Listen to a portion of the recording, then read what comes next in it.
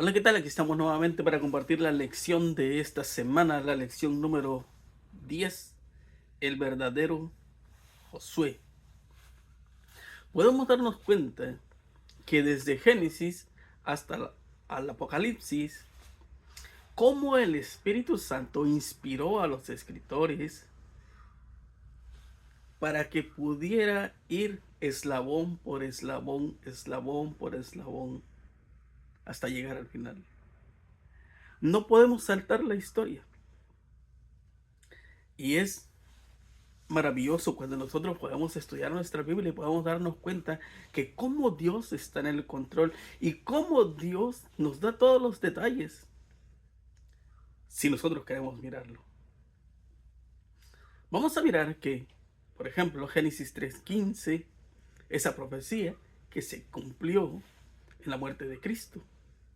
Vamos a mirar cómo el pueblo de Israel, cuando estaba en Egipto, a la tierra prometida, cómo regresaron de Babilonia, cómo el mismo Cristo, cómo Josué representaba a Cristo, cómo Moisés también era el tipo y el antitipo.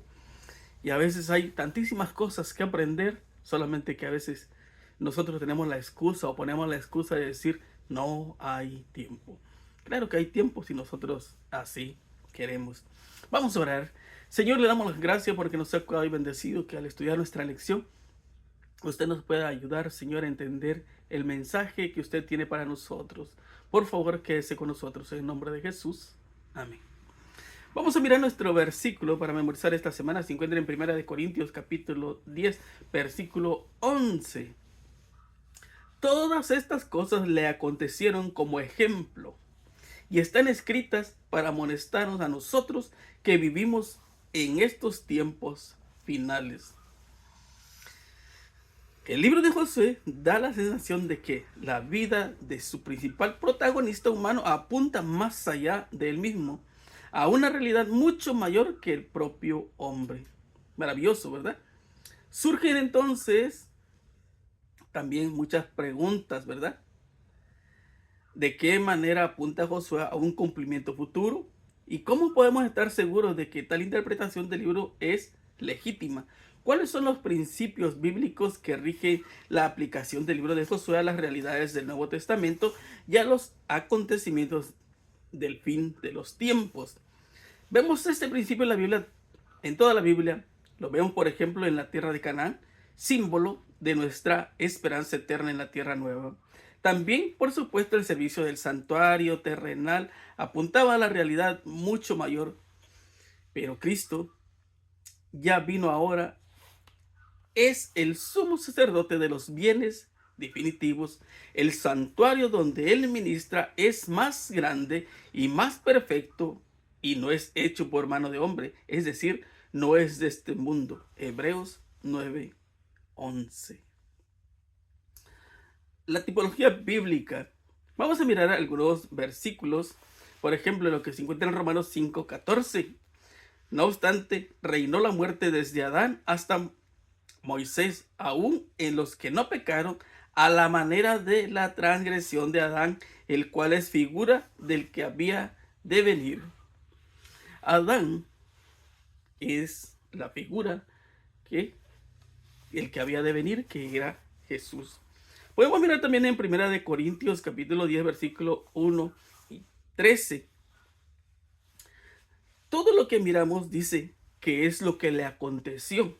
Por ejemplo, miramos, porque no quiero, hermanos, que ignoréis que nuestros padres todos estuvieron bajo la nube y todos pasaron el mar y todos en Moisés fueron bautizados en la nube, en el mar, y todos comieron el mismo alimento espiritual y todos bebieron la misma bebida espiritual, porque bebían de la roca espiritual que los seguía, y la roca era Cristo. Pero de los demás de ellos no se agradó Dios, por lo cual quedaron postrados en el desierto. Mas todas las cosas sucedieron como ejemplos para nosotros, para que no codiciemos cosas malas como ellos codiciaron, ni sean idólatras como algunos de ellos, según está escrito. Se sentó el pueblo a comer y a beber y se levantó a jugar. No forniquemos como algunos de ellos fornicaron y cayeron en un día 23,000. Ni tentemos al Señor como también algunos de ellos le tentaron y perecieron por la serpiente. Ni murmuremos como algunos de ellos murmuraron y perecieron por el destructor. Y estas cosas le acontecieron como ejemplo y están escritas para amonestarnos a nosotros, a quienes ha alcanzado los fines de los siglos. Así que el que piensa estar firme, mire que no caiga.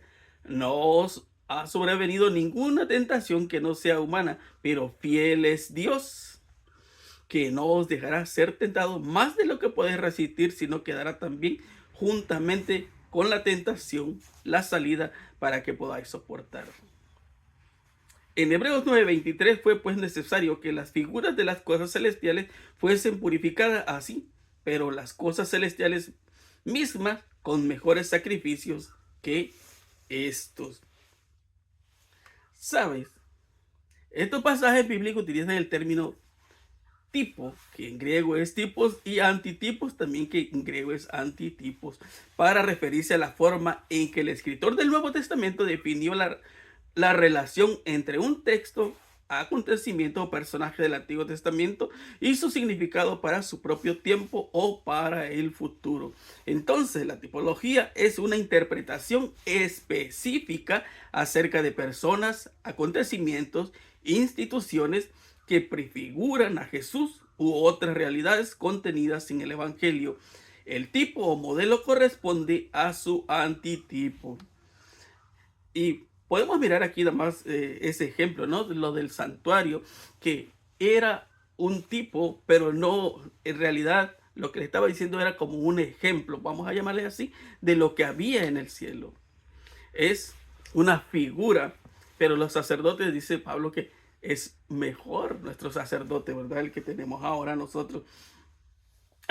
También vamos a mirar otros también, como Salmos 22:1. Dios mío, ¿por qué me has desamparado? ¿Por qué estás tan lejos de mi salvación y de las palabras de mi clamor? Eso estaba diciendo David. Pero podemos mirar que este es solo tipo y el antitipo es Cristo, que él también dijo estas palabras. También podemos mirar en el 22:14 al 18, cuando dice: he sido derramado como agua y todos mis huesos se descoyuntaron. Mi corazón fue como cera, derritiéndose en medio de mis entrañas. Como un tiesto seco de vigor, mi lengua se pegó a mi paladar y me has puesto en polvo de la muerte, porque perros me han rodeado, me han cercado cuadrillas de malignos. Horadaron mis manos y mis pies. Contar puedo todos mis huesos, entre todos ellos me miran y me observan. Repartieron entre sí mis vestidos y sobre mi ropa echaron suerte. Ya estaba profetizado lo que le iba a pasar a Jesús, ¿verdad? Es por eso que no le quebraron ni un hueso. Es por eso que no rompieron sus vestiduras, porque aquí en el Salmo 22 ya estaba escrito. Es interesante que nosotros podamos mirar que la Biblia, su texto tiene que tener un contexto. Y es como nosotros podemos aprender. Ay, mira, hay algunas personas que dicen que el Antiguo Testamento es cosa del pasado, pero no es cosa del pasado. Sí, fue escrito en el pasado, al igual que el Nuevo, y el Nuevo no es para este tiempo. Toda la Biblia es para nuestro tiempo, y todo tiene una conexión. Ahora, si yo solo me ocupo de un texto, estoy perdido, porque yo tengo que mostrar el contexto o a qué se refiere. Y tenemos que tener mucho cuidado cuando a ti te dicen un texto: ok, muéstrame el contexto, a qué se refiere. Y entonces es donde nosotros podemos entender cuando pasamos tiempo también estudiando, y hay que pedirle también sabiduría a Dios.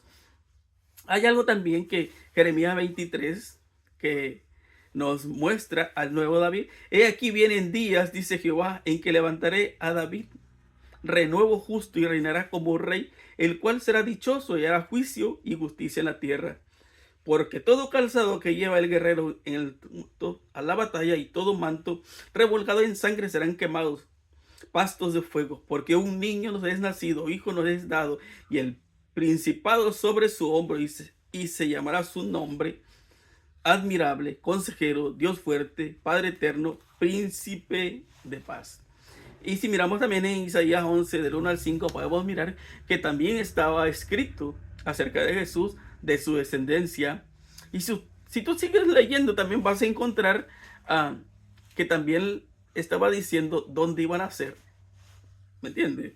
O sea, es por eso que el reino de David era para siempre. Ah, también podemos mirar el David antitípico ahí en San Juan 19:24. Entonces dijeron entre sí, no la partamos, sino echemos suerte sobre ella, a ver quién será. Esto fue para que se cumpliese la escritura que dice, repartieron entre sí mis vestidos y sobre mi ropa echaron suerte. Y así lo hicieron los soldados. Y entonces nosotros podemos darnos cuenta que ahí se cumplió, ¿verdad?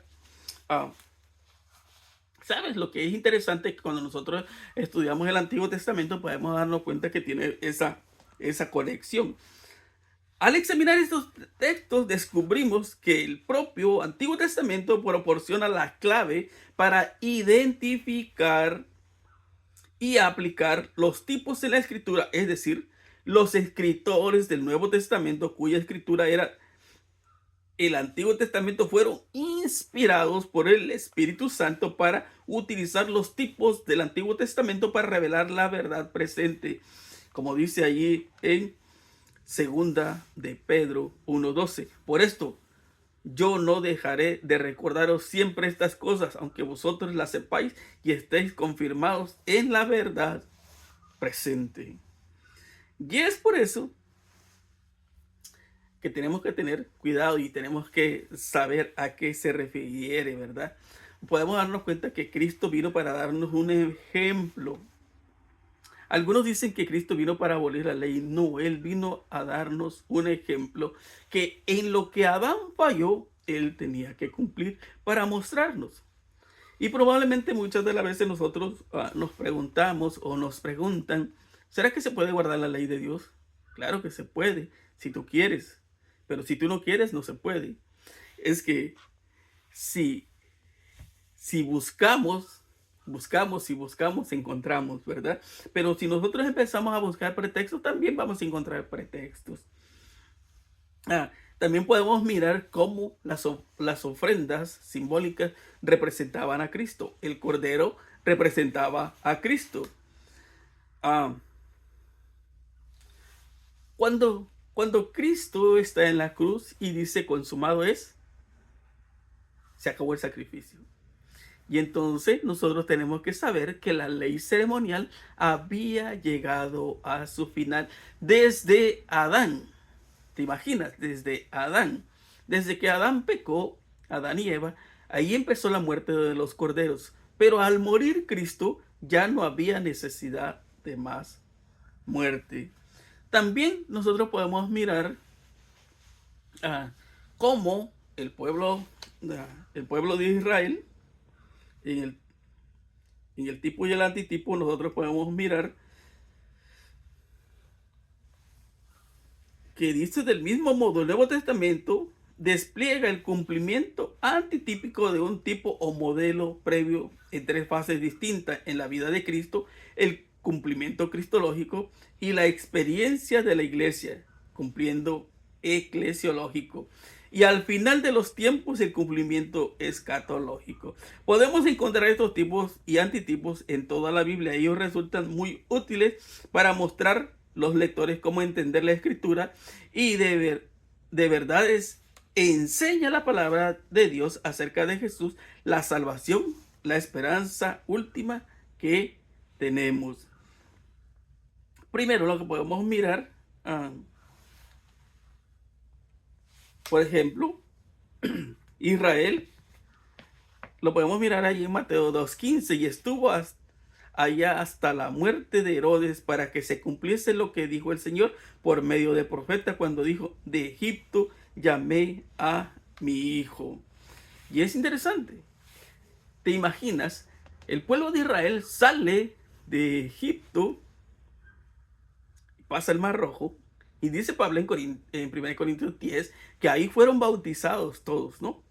Y pasan el río a la tierra prometida. Ahora,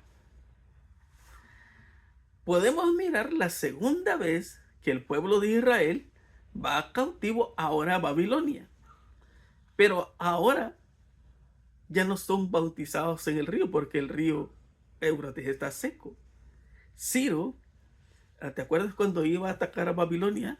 Entonces el río estaba seco. Él estaba preguntando cómo voy a entrar y puso a estudiar. Bah, no les puedo decir que se van a quedar sin alimento porque ellos tenían alimento hasta para 20 años y entonces solamente con el agua. Y al secar el río, y ellos pasaron ahora por tierra firme. Pero si seguimos mirando, también Jesús, ¿verdad?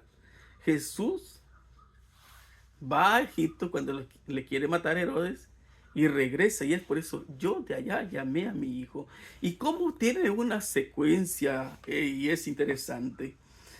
También ahí en Mateo 2, 19 al 21, pero después de muerto Herodes, aquí el ángel del Señor apareció en sueño a José de Egipto diciendo: levántate, toma al niño y a su madre y vete a tierra de Israel, porque han muerto los que procuraban tu muerte. El niño entonces se levantó y tomó al niño y a su madre y vino a tierra de Israel.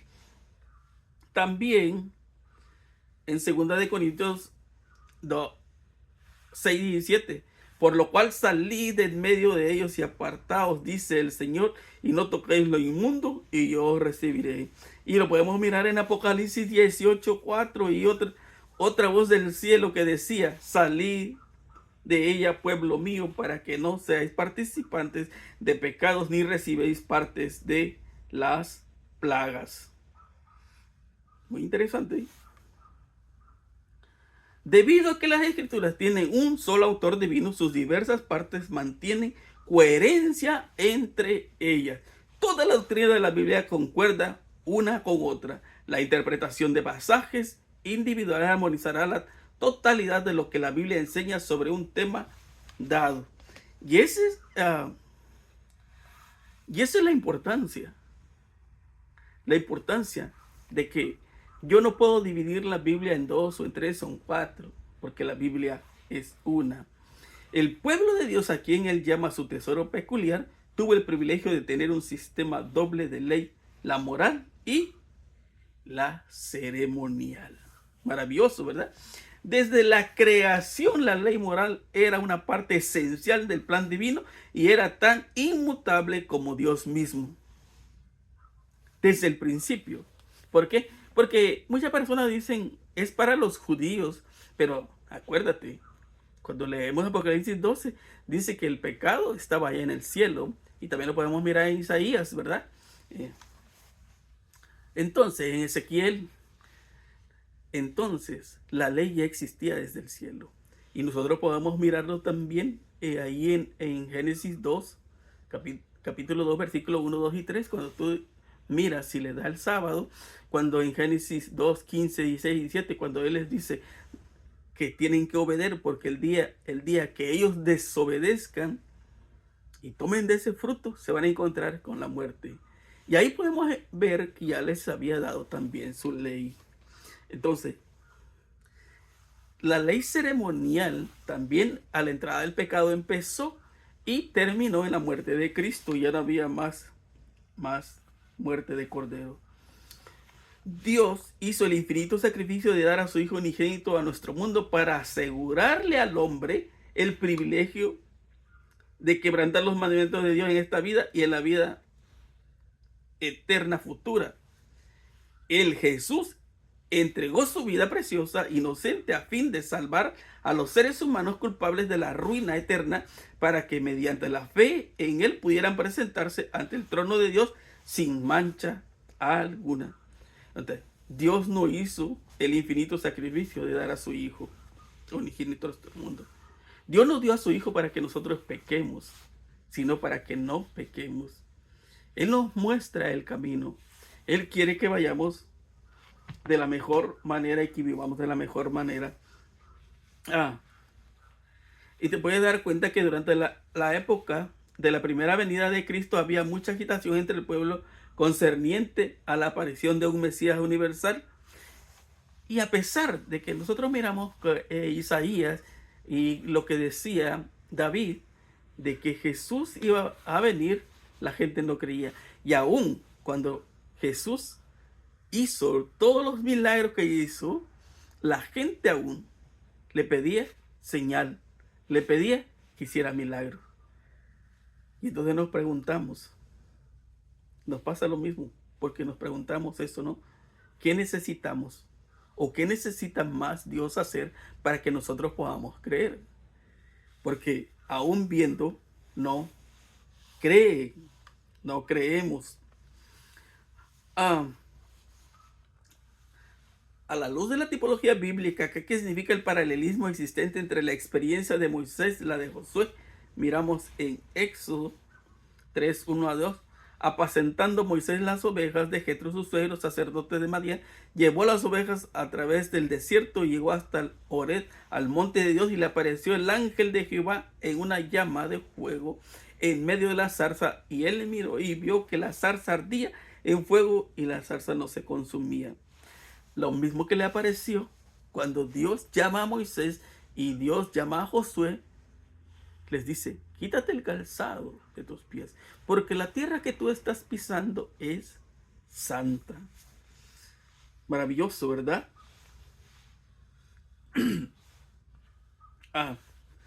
Lo podemos mirar en Josué 5:15. Y el príncipe del ejército de Jehová respondió a Josué: quita el calzado de tus pies, porque el lugar donde estás es santo. Y Josué lo hizo así.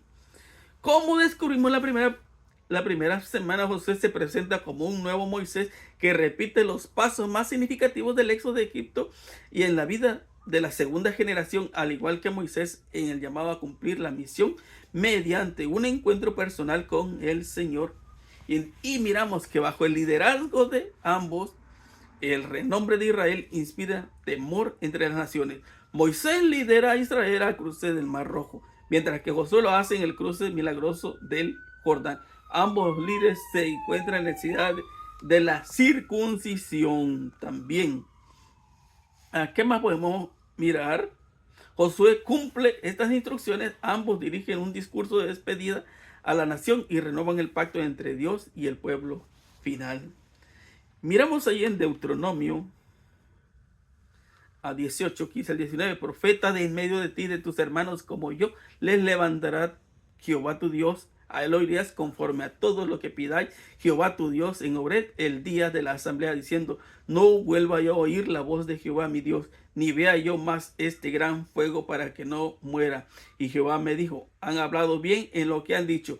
Profeta les levantaré de en medio de sus hermanos como tú, y pondré mis palabras en su boca, y les hablaré todo lo que yo le mandare. Mas a cualquiera que no oyere mis palabras que él hablare en mi nombre, yo le pediré cuenta. ¿Sabes? Que nosotros podemos mirar cuando él dice que va a levantar otro profeta, que va a ser su sucesor, a Josué. Y estos dos hombres representaban a Cristo. Era el tipo y el antitipo, o son figuras tipológicas. Podemos darnos cuenta que como en el libro de Hechos 7:37 dice: este Moisés es el que dijo a los hijos de Israel: profeta os levantará el Señor vuestro Dios de entre vuestros hermanos, como a mí, a él oiréis. ¿Dónde lo podemos leer? En Deuteronomio, y lo estamos leyendo en el Nuevo Testamento, ¿no? En el libro de Hechos. Está hablando de Moisés. ¿Te acuerdas de los discípulos que que iban camino a Emaús? Ese día triste, ese día ellos se sentían de lo pésimo, cuando se le aparece Cristo y empieza a hablar con ellos. Y como que ellos no entendían la plática, ¿no? Jesús les empieza a hablar. Él dice: era necesario que esto aconteciera. Era necesario que Cristo muriera. Estaba profetizado, porque Moisés ya lo había dicho, lo que iba a acontecer. ¿Por qué a veces nos cuesta entender? El problema es de que nos falta sabiduría, ¿no? Para poder entender, o nos falta pedirle a Dios que nos dé sabiduría para poder entender. Y mira, Y no es que me lo estén diciendo a mí ni que lo esté diciendo yo. Era el mismo Cristo que le estaba diciendo. Él les había dicho que iba a morir. Pero también les había dicho que al tercer día iba a resucitar.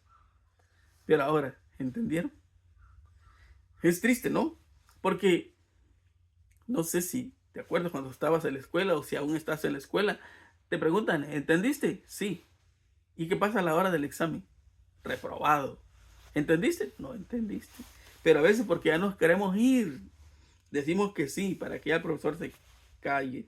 Entonces nosotros podemos mirar que Jesús les había explicado todo durante 3 años y medio. Les predicó, les explicó y se lo mostró de tantas maneras para que pudieran entenderlo. Desafortunadamente no lo entendieron. Ahora, te pregunto, ¿no sucede lo mismo ahora? Claro que sí. Nosotros podemos estudiar toda la Biblia en 3 meses. Puedes estudiar toda la Biblia y te vas a dar cuenta que cuando la vuelvas a leer, hay cosas que tú leíste y ahora te quedan más claras. Y cada vez que las sigues leyendo, te van a quedar más clara, más clara, más clara. ¿Cuál es el problema?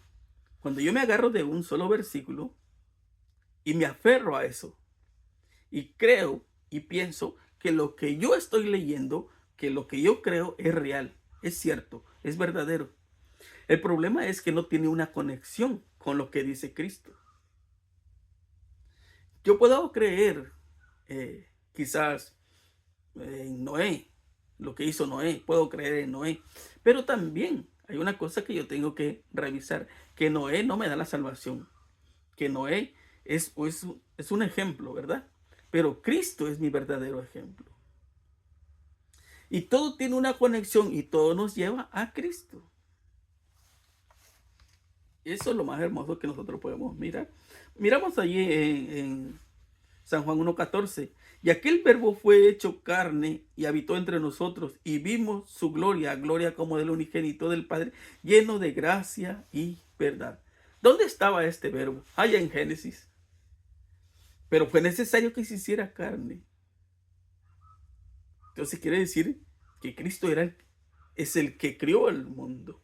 Y ese mismo Cristo es el que ha venido a nacer. Ese mismo Cristo es el que dejó toda la gloria, dejó toda la honra para venir a este mundo y mostrarnos que donde Adán falló, él tiene que salir victorioso. Y es maravilloso, ¿no? Mira, cómo el pueblo de Israel pasó 40 años en el desierto. Y en esos 40 años pasó de todo. Pecaron, murieron. Entonces ellos quedaron derrotados, ¿verdad? Ahora Cristo va al desierto. Es maravilloso cómo ellos con Josué pasa el Jordán ahora. Y es un bautismo también. Jesús va al Jordán a ser bautizado y ahí se muestra la revelación, se muestra, aparece el Espíritu Santo, se oye la voz de Dios y Jesús es el que está siendo bautizado. ¿Quién guiaba al pueblo de Israel? Esa nube que era Cristo. Ahí estaba él. Ahora, Moisés sale con las 12 tribus, Josué va con las 12 tribus. Cristo, cuando baja de la montaña, ahora tiene 12 discípulos. Todo tiene una conexión. Y si tú sigues leyendo en Apocalipsis capítulo 7, vas a encontrar que ahí se encuentran también las 12 tribus. Y que llega al número de 144,000. Pero si sigues leyendo, ahí están los redimidos. Sí, aquellos que estuvieron dispuestos a luchar, aquellos que estuvieron dispuestos a consagrar su vida, aquellos que estuvieron dispuestos a dejarlo todo por amor a Cristo. Todo, podemos darnos cuenta, tiene una conexión. También es interesante, mira, Moisés pasó 40 días también, ¿verdad? En el monte. ¿Para qué? Para recibir los mandamientos. Y después de los 40 días que Jesús está en el monte y es tentado por el enemigo, cuando él va en las bienaventuranzas, también da la ley. Es maravilloso, ¿no? Y entre más le sigamos, vamos a encontrar tantísimas cosas más. Ah, mediante el resplandor de Cristo, mediante el resplandor, Dios trató de hacer comprender a Israel el carácter santo y exaltado de su ley y la gloria del evangelio revelado mediante Cristo. ¿Sabes lo que significa eso? Que cuando Moisés baja y su rostro brilla porque viene de hablar con Dios y es obediente a Dios. ¿Sabes lo que eso significa? Que tú tienes que vivir diferente, pensar diferente, aunque nos equivocamos. Sí, porque vivimos en un mundo lleno de maldad y de pecado, seguimos pecando, pero un día, como dice Pablo ahí en Corintios 15, del 52, cuando Él venga y exista esa transformación, tú ya nunca más vas a pecar. ¿Te imaginas? Que esa guerra ha llegado a su final. Podemos mirar que Moisés fue un símbolo de Cristo como intercesor de Israel. Veló su rostro porque el pueblo no soportaba la visión de su gloria. Asimismo, Cristo, el divino mediador, veló su divinidad con la humanidad cuando vino a la tierra. Si hubiera venido revestido o con toda la gloria, todos hubieran muerto, porque nadie podría verle. Y es más, ya no existieran. Entonces nosotros podemos mirar que Moisés fue un tipo o figura de Cristo. Dios tuvo bien en disciplinar a Moisés en la escuela de la aflicción y la pobreza antes de que estuviera preparado para conducir las huestes de Israel hacia Canaán. Podemos mirar que es muy interesante cómo existe esa conexión. También vamos a mirar el verdadero José como antitipo. La historia de José debe verse a través del prisma de la tipología. Las guerras dirigidas con él son acontecimientos históricos que constituyen un segmento esencial de la historia de Israel. Más tarde, autores del Antiguo Testamento como Isaías presentan la obra del Mesías también como conscientes de asignar las heredades asoladas a su pueblo, como dice Isaías 49:8. Así dijo Jehová: en tiempo aceptable te oí, en el día de salvación te ayudé, y te guardaré y te daré por pacto al pueblo, para que restaures la tierra, para que heredes asoladas heredades. ¿Sabes que cuando miramos ahí en Hebreos 3:7, por cuanto, como dice el Espíritu Santo, si oyeres hoy su voz, para que no caigas en la provocación? Josué guió al pueblo a la tierra prometida, a la Canaán. Dice, pero queda otro reposo. Ahora Cristo, y esto es interesante, sí, Él les da un reposo, pero ellos en su infidelidad no quisieron consagrar su vida, cayeron en pecado y fueron a Babilonia. Pero dice Isaías el 49 que Él los trajo de regreso y ahora los trajo diferente, en paz, para que estuvieran en la tierra que era de ellos. Ahora Cristo quiere llevarte a ti y darte ese reposo. Pero hay un problema. El problema es de que yo no quiero guardar el sábado. ¿Por qué? Porque yo prefiero guardar el domingo.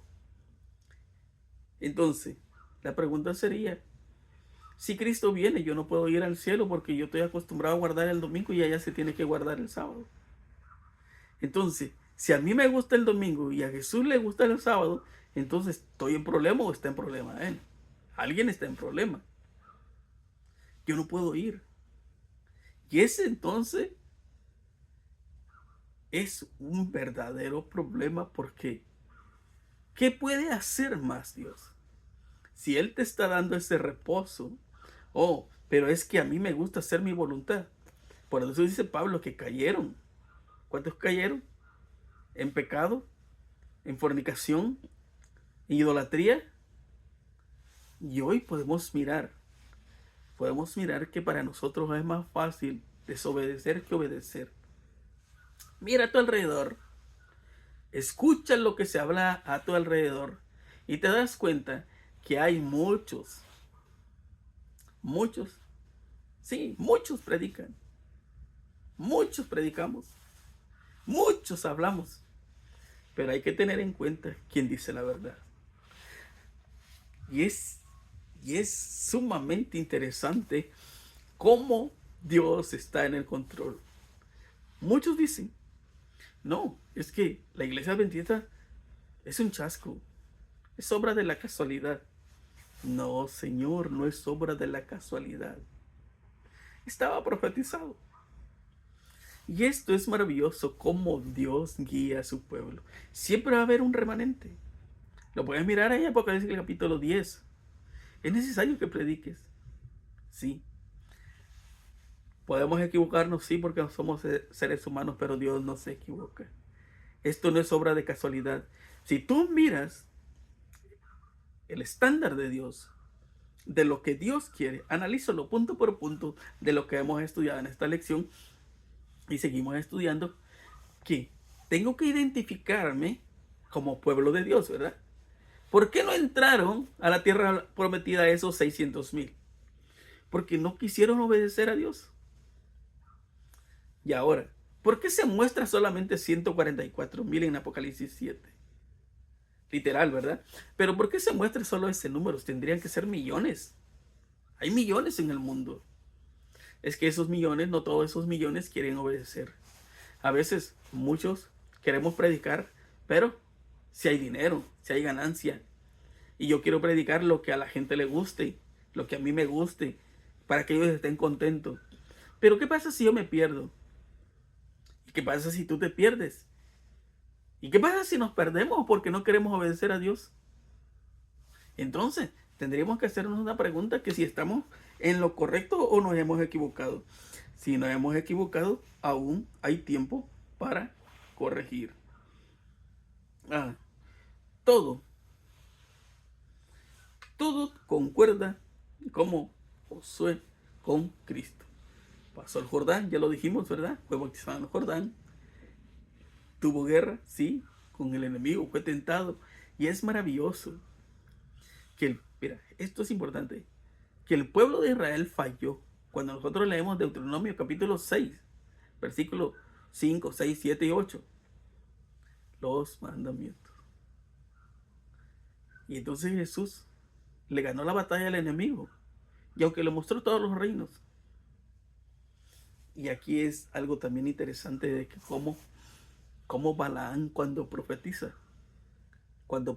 la tercera vez, él dice, oh, van a ser alguien. Sí, el que tiene el galardón, el que tiene el reino, el que es poderoso. Y todo señalaba hacia Cristo. No. Es imposible que las mentes humanas puedan comprender las reflexiones del Hijo de Dios al contemplar con interés el templo por primera vez. No podemos hacer conjeturas acerca de qué clase de pensamientos se despertaron dentro de su pecho al recorrer los atrios, observar y discernir la obra de los sacerdotes ministradores en un altar y su víctima sangrante. La Pascua era el nombre que se le había dado a esta ceremonia. El Señor dio a los hebreos instrucciones específicas para que cada familia sacrificara un cordero. Y de acuerdo con las instrucciones divinas, todos estaban preparados para el comienzo de su viaje, listos para escuchar la orden de marcha para salir de Egipto.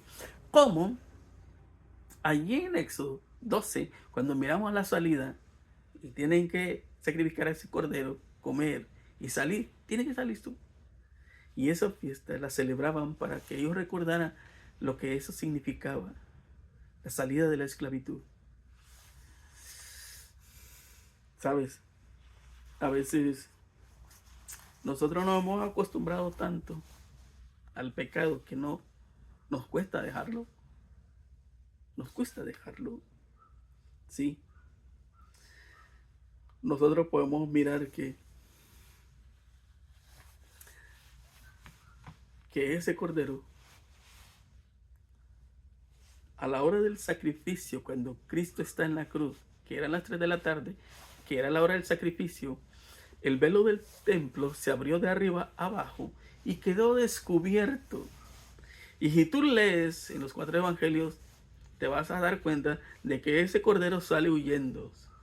Ya no era necesario. Pero ¿qué es lo que acontece? Dice que se oscurece. En las horas más difíciles, ¿sí?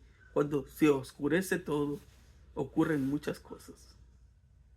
Porque después de toda la oscuridad, después de todos los problemas, viene tu victoria. Y podemos mirar que hubo relámpagos, hubo temblor, terremotos, la tierra se abrió y muchos muertos resucitaron. Y a veces nos preguntamos por qué tenían que resucitar ellos. Oh, porque hay mucha gente incrédula todavía, ¿no? Y había gente incrédula en eso. Y Jesús sabía lo que iba a acontecer. Y ahí estaba la evidencia de lo que él había dicho. Un día Cristo murió cuando él dice, consumado es, todo fue hecho. Se acabó. Y podemos mirar lo que el nombre de Josué, aunque le cambiaron, ¿verdad? Porque era Oseas, tiene el mismo significado. No es coincidencia. Cristo sigue estando en el control de todo. No es obra de la casualidad que tú puedas estudiar la lección.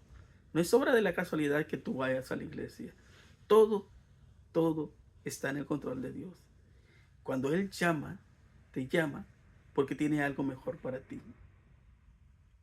Él dice, esa maravillosa conexión que tiene desde Éxodo, la pasada del Mar Rojo, la pasada del Jordán, el regreso del pueblo de Israel, la muerte de Cristo, y nos lleva a Apocalipsis 7 y dice, aquí están los que han lavado sus vestidos, los que han querido ser salvos.